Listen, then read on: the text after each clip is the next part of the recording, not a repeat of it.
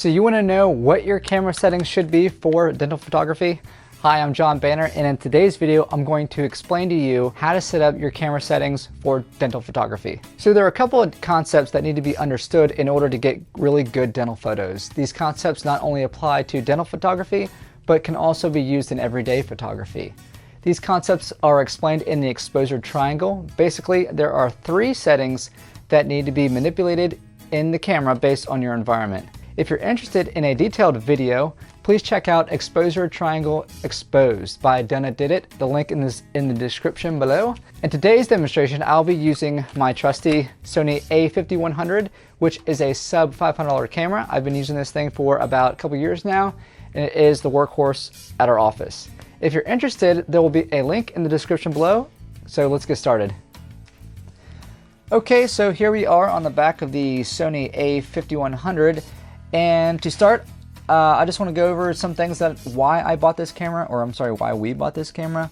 So there are some requirements that I've learned over the years that we definitely need to have in the office. Number 1, simplicity. Number 2, weight. How heavy the camera is, because we're going to be holding with one hand, and the other hand will be holding a mirror or some kind of retractor. And 2, I needed to have control of the zoom with my right hand, which is I'll be holding when I'm taking photos. I hold it like this, and I manipulate the zoom with this finger while I'm holding a mirror. So that's very important. Not only that, but these mirrorless cameras by Sony are very light, and it has a 24.3 megapixels. So whenever I'm trying to zoom in to crop or edit the photo in the software program, which is Topps Ortho, that's what we use. It doesn't pixelate and the images stay clear. Alright, so let's go ahead and turn this camera on.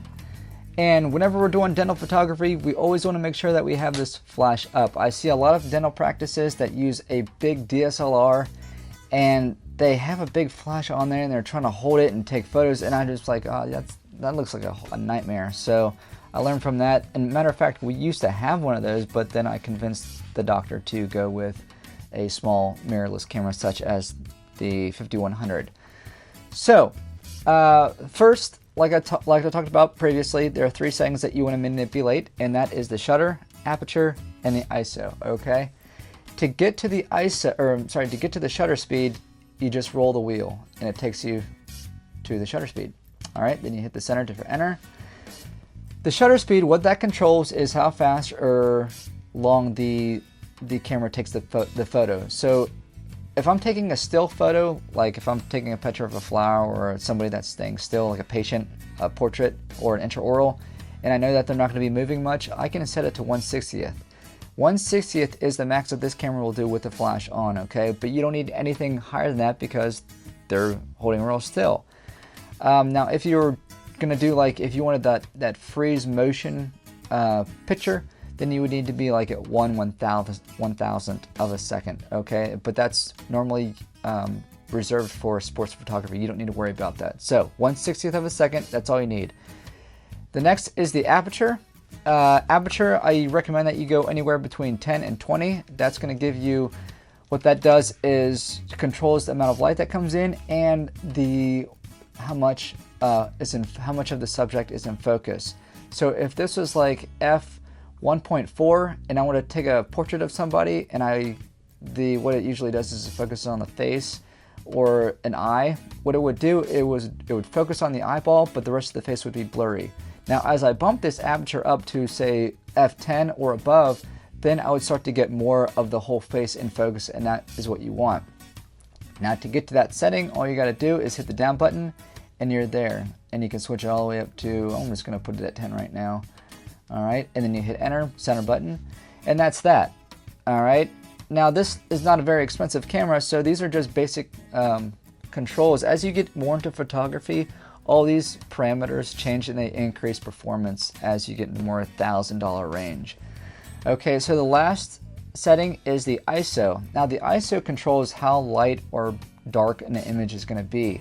Now keep in mind, as you increase the ISO in your office, it's also going to give you grain, and it's not going to make your picture look so good.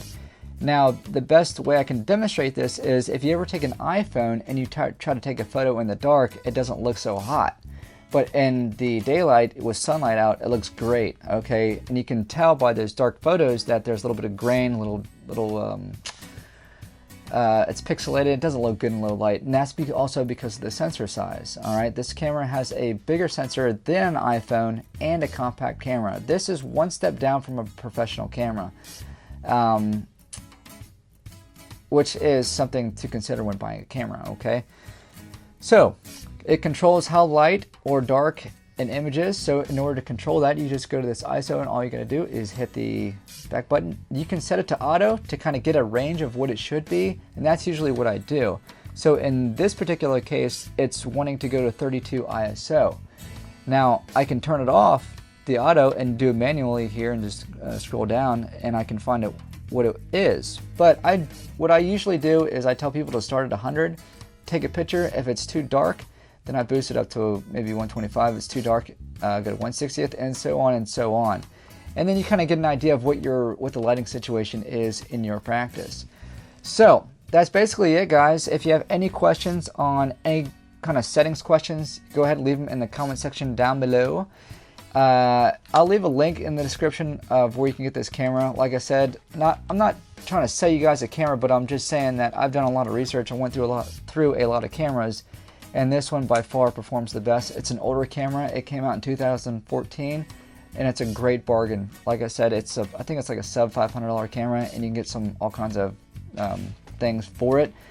Not only is it a good photography camera, but it's also a good video camera. So what a lot of people do is YouTubers, they'll get these cameras and use it for the flip screen and do vlogging, just like that. Now, you can benefit from that by using this camera for if you want to do vlogging for your office, or videotape how-to videos about things in your office, how you do things, certain things. It's also a great camera, okay?